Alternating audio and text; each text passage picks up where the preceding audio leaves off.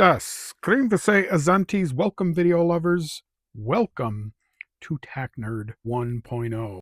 Adventurers, imagine if you will, you are but a simple Montana rancher trying to make your way in the world. You've got one older son who, well, you've been trying to teach him to take over the ranch, and inadvertently he got himself axed. You've got another son who really isn't your son and seems to unfortunately be taking after his real father a bit too much. You've got another son who is your son, but he really doesn't like the whole ranching thing, and he'd rather hang out with his annoying girlfriend who keeps getting herself into a lot of trouble. Then, of course, is your daughter, who is well, let's just lay it out on the table through your own probably neglect and strange parenting source. She's become kind of a psychotic bitch. What would you do? Well, you've got a ranch hand, several ranch hands. They can help you out, but that train station is starting to fill up and you've got some problems coming down the pike. What are you going to do? Well, you're going to need some guns. So that's what we're going to go over here today, folks. We're going to look at some of the firearms that are presented in Yellowstone. Popular series. Everyone likes Yellowstone. It's actually coming to an end, maybe, but might be coming back. We'll see. I'm going to go over some of the more common firearms we've seen, and we'll go over this. We might do more of these if you guys like these. We're going to start with season 1. If there's more interest in these, I'll do some more. We're going to talk about some of the more common firearms seen in this show, talk a little bit about them. I will show examples where I can. I can't show real-life examples of everything because I don't have everything they use, but I'll do what I can where I can, and I'll mix in pictures where I can. Unfortunately, I can't really use a whole lot of actual video, no more than a couple seconds, or else this will all get taken down, and then I'll probably go to the train station. So, but anyways, let's start off with season 1 of Yellowstone. Earlier weapons that we see used is actually John Dutton's revolver. And I think to a lot of people, they're going to look at that and they're going to assume that this is the quintessential cowboy revolver. They're going to think that this is actually a Single Action Army, the Single Action Colt. It actually is not. It's actually a Ruger Blackhawk. And if you're not in the know, these came around probably around the 50s or so. Ruger made their own version of that, and that was the Blackhawk.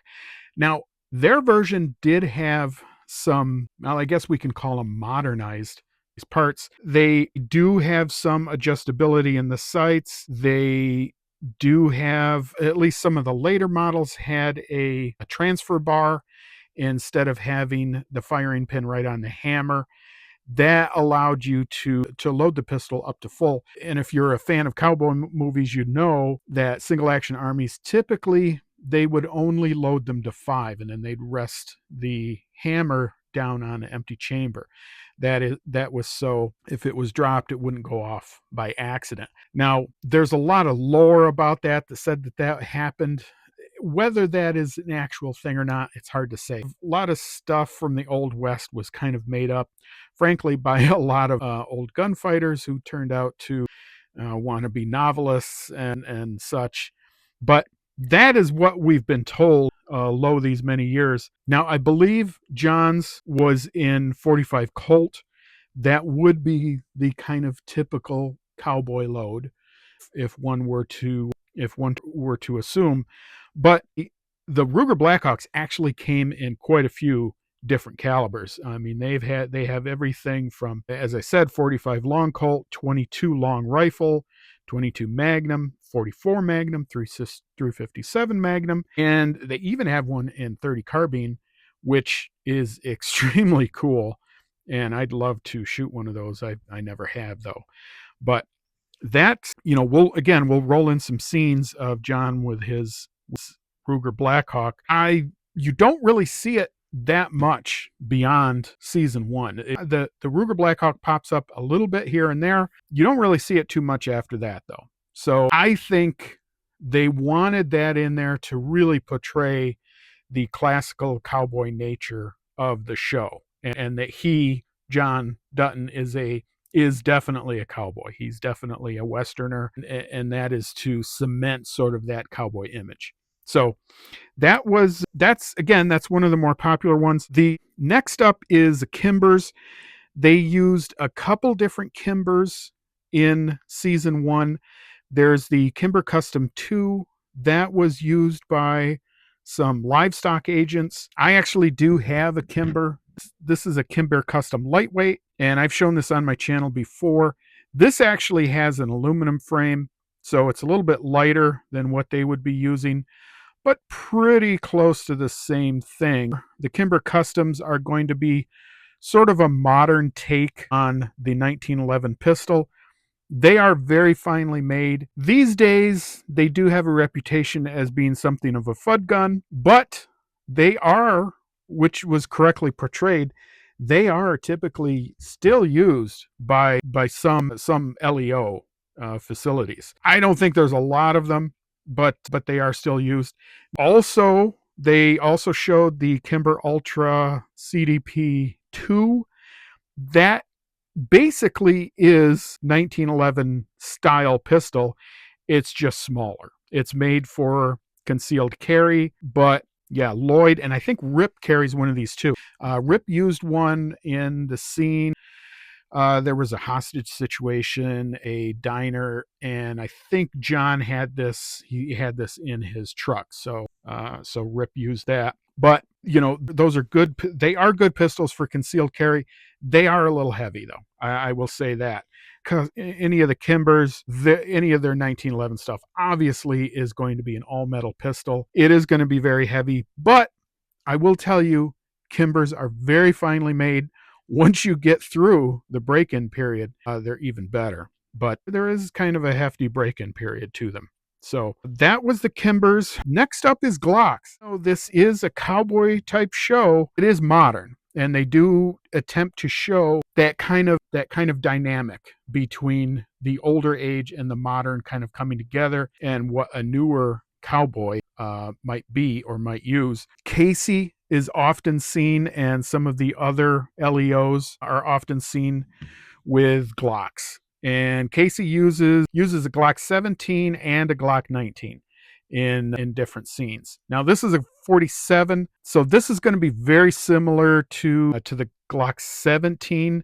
It's just a little bit of a difference here. This is a Gen 5. I don't think they were using Gen 5s in the first season of Yellowstone. I think they were probably Gen 3s. That would be my guess. So Casey also uses that.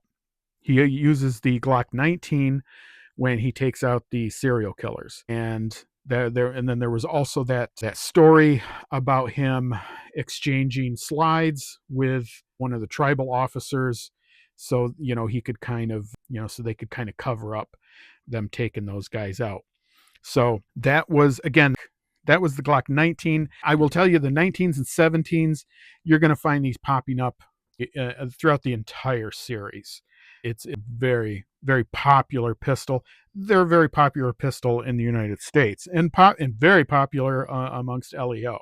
So yeah, you're going to see that one through the entire series. All right, up next, something of a little gem. Okay, so I picked this one out because this is something kind of a little gem. One of my favorite rifles, and I've talked about it a ton of times here on my channel, but we actually see in one scene some of the natives using a M1 carbine to protect their cattle. And it pretty much is set up very similar to the way I have mine here. Most M1s that you find are going to be set up like this. They're going to have this mag pouch here on the stock. Now, I believe there's also used the 15-round magazines. I do not believe they had the cheese grater up here, but other than that, very similar to what they were using. And that would probably be pretty much correct. There's tons of these out there, and they had a ranch. It's likely that they inherited these weapons from who had the ranch before them, or, grandfathers, fathers, and such like that. Like most of these were passed down. There was a ton of these out post-war, and everyone was buying them. So it was a very convenient rifle to use as a ranch rifle. It pretty much could do everything. It got everything done, and really was a perfect rifle, and anyone could use them. The way they were set up and the way 30 carbine fires, very low recoil, and you can hunt most everything with it if you need to. You could defend your ranch with it, take out pests and anything harming your cattle. That it's going to be a great rifle. So I was really happy to see this one on the screen, and as I often am anytime there's a M1 carbine on the screen, I'm pretty happy about that. So all right, so next up, and you would of course you're going to expect this, is the AR-15. Now again, this, I think they attempt to use this as a bridging gap between the new world and the old world. So where John and some of the others, as we're going to discuss in a minute, as they are using, lever action rifles and such like that, we have other people, some of the land agents using AR-15s, and Casey uses an AR-15 in a few scenes. It's extremely common.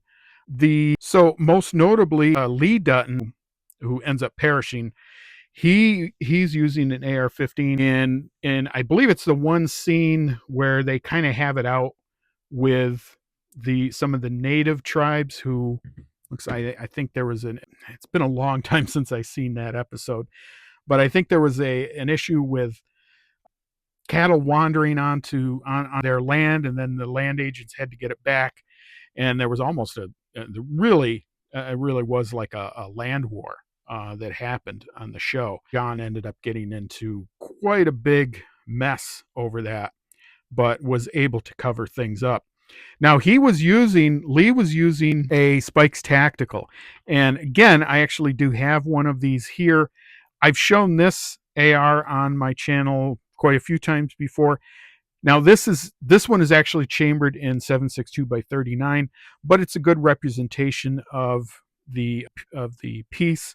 So now these Spikes Tactical lowers, they're still around and they're very popular. Spikes it's a good name. I think it's probably considered, I would say, probably mid or lower mid tier as far as ARs go. They oftentimes will have these lowers inscribed with different symbols and such. The one Lee was using actually had the Punisher symbol inscribed on it.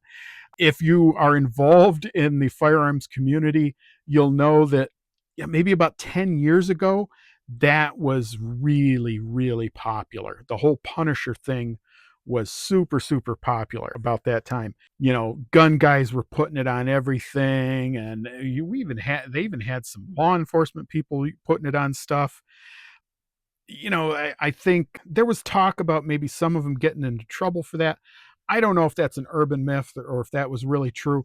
Honestly, what happened is it just got to be so prolific, everyone putting these Punisher symbols on stuff, that it got to be super, super cheesy. And nobody does that now. It's really considered kind of bad form at this point to put Punisher skulls on stuff. In fact, I think there's a Facebook page saying how horrible that is, and they point out all that stuff.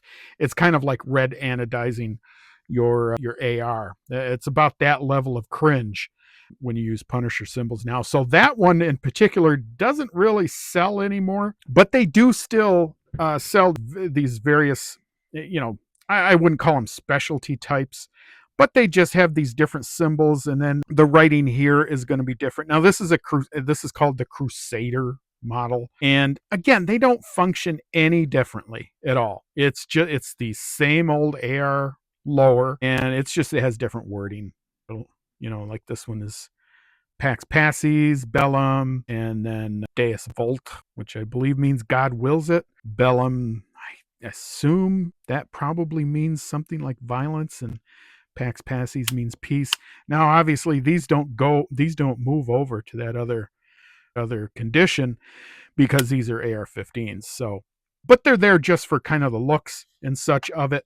But the Yellowstone's been out for several years now and was probably in production for at least a couple years before that. So they would have been hitting that end period of when Punisher skulls were cool. They probably still would have been hitting that at that point. So that's probably why they put them in there. Hard to say. It could have just been what the prop guy had on scene also. And maybe he thought it looked cool. So that's kind of why they threw it in. But as far as the ARs go, you'll see a lot of them. In fact, I think we were just watching some of season 5 and they were using some in that as well. So yeah, the ARs are going to be all over the place. I think there was the scene with the truckers when the truckers were on their land and they came and wiped them out, and the guys were like there waiting for them with ARs. And by the way, the ARs there were they were decked out. They had lights and they had forward grips and everything. So you can tell the Dutton Ranch definitely, they definitely have their firearms kitted out well. So that is the AR-15. Again, that is something that you're going to see very, very often in this whole series. You're going to see these again in LEO use and among the Duttons, which they kind of are LEO because of their little land agent thing, cattle agent, whatever it is, which in the show you can see is kind of a weird point. They kind of are LEO, they kind of aren't. But anyways, too much into the woods there. But that's the AR, and again, I think you're going to see these as a bridging point and as a that bridges that gap from old world to new. So, all right, last one, folks. Last one that we're going to do for this video, anyways. This is basically just kind of lever actions in general. This one is this one I have on the table. Now, this is, again, I've had this also on my channel before. This is my Rossi 95, and this is a kind of a Marlin clone, Marlin 336 clone. We do see the Marlin 336s pretty often in this show. They're carried by a lot of the ranch hands. A lot of times when they go out on horses, you'll see those carried, along with them. I think Casey carried one a couple times. And as I said, again, you'll see the Dutton ranchers themselves will carry the Marlins pretty often. Now, another lever action you're going to commonly see is the Winchester 1894 in 30-30. Now, this one's in 30-30 also. I'm going to assume that most of the ones that you're seeing on screen, be they Marlin or Winchester, probably in 30-30. That would be the kind of typical caliber. Also possible, the other possible caliber that you would probably see these guys using is probably 45 Colt, especially if they're going to carry Ruger Blackhawks, because that would give them ammo similarity. The famous scene that you see with John when he encounters the tourists that are on his land, the Chinese tourists that are kind of getting a little too close to the bear. That is, now he's carrying a Winchester in that scene, and he fires off a couple rounds to scare them, get them back on the bus so the bear doesn't eat them, basically. And I'm pretty sure it looked like from the picture, it looked like that was a brown bear. They were, again, this was some movie magic, because I think if those guys would have been that close to a brown bear, it probably, it would have either left or it would have attacked them. I don't think it would have sat there like it did, but that creates tension in the show. But again, that was John's Winchester. Now, I don't know what type or what age that was. Winchester's been making those for quite some time. That could be, I'm going to assume that that's probably something that was handed down to him. We could very well find out that was from one of the other shows, such as, I think it was 1823 and then 1923. It could have come from one of his relatives even. So hard to say. But he does use that quite often when he's on horseback, and when they're driving cattle or something like that. You're very often going to see him with his Winchester. Now, something you will not see in this show is definitely scopes on lever actions. Now, I have one on this one. I know a lot of people don't like that. I have horrible eyes, and as I get older, they're not getting any better. So I need that for me because this is my hunting implement. But you will not see scopes on lever actions in this show. The other thing you will also not see on lever actions is slings. In fact, you're not going to see slings on pretty much anything. In fact, I don't even think most of the ARs that they show in the show are also not using slings. I think that's a TV thing. It's something that it's probably going to be too distracting for the audience member, too distracting for the actor, and probably could get caught up on things. So that's probably why they leave them off. Also, I think the armor probably wants to show off the weapon, and the sling would probably get in the way of that. So I'm assuming that's why they don't show them. So those are two things you won't see on lever actions. You will see scopes on ARs. They do have them.